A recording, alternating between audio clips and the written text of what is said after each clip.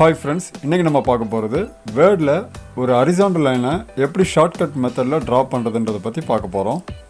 Single line draw பண்ணுறதுக்கு கீபோர்டில் minus சிம்பிளை 3 தடவை ப்ரெஸ் பண்ணணும். ப்ரெஸ் பண்ணிட்டு என்ட்ரி கீயை ப்ரெஸ் பண்ணணும்.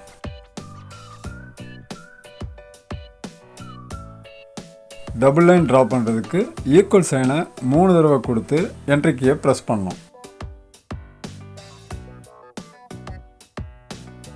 ட்ரிபிள் லைன் ட்ரா பண்ணுறதுக்கு ஆஷ் சிம்பிளை 3 தடவை கொடுத்து என்ட்ரி கீயை ப்ரெஸ் பண்ணணும்.